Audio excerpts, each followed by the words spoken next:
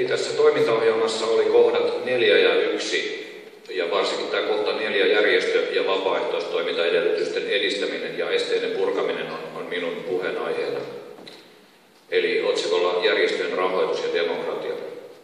Nostan merkittävän demokratiavajeeseen ja kansalaisvaikuttamiseen liittyvän epäkohdan esiin ja korjattavaksi. Taloudellinen tuki tai sen olemattomuus joko mahdollistaa tai estää tehokkaan demokratia- ja kansalaisvaikuttamistyön. Suomessa keskeisten nais- ja äitijärjestöjen työ on turvattu erillislailla. Lailla, jonka myötä 3 erikseen mainittua naisjärjestöä saa momentista suoraan valtion rahoitusta. Vastaavanlaista rahoitusta ei siis ole olemassa mies- ja isäjärjestöille. Tähän lainsäädännön epäkohtaan vedoten valtio ei siis suoraan momenttiin sidottua rahoitusta heille myönnä. Epäkohta vinouttaa osaltaan sekä demokratia ja ihmisoikeus kuin tasa-arvo- ja perhetyötäkin, lastensuojelunäkökulmia unohtamatta. Eihän tämä näin voi jatkoa. Isät lasten asialla ry on miesjärjestöjen keskusliittoon kuuluva lastensuojelu- ja isäjärjestö. Olemme jäsenmäärältämme sen suurin aktiivijärjestö yli 1000 jäsenellä ja noin 6500 Facebook-seuraajalla.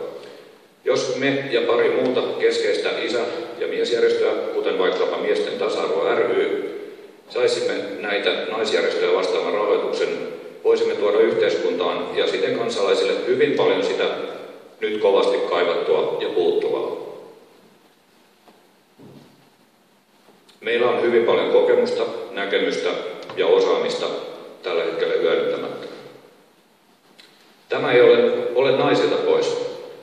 Päinvastoin. Se olisi lasten, isien ja miesten nyt olemattomasti tai heikosti hoidettujen ongelmien järkevää ennaltaehkäisyä, josta myös naiset ja äiditkin hyötyisivät.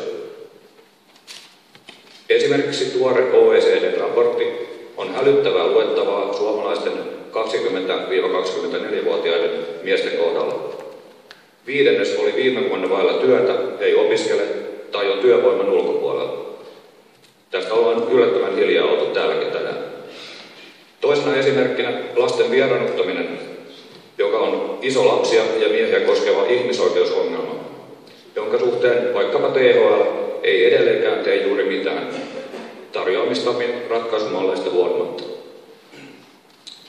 Ehdotammekin, että maan hallitus ja ministeriöt hoitavat rahoitusepäsuhdan ja osin sen ylläpitämät ongelmat tekemällä lainsäädäntöön ja budjettiin vihdoin rahoituksen tiimoilta tarvittavat korjaukset.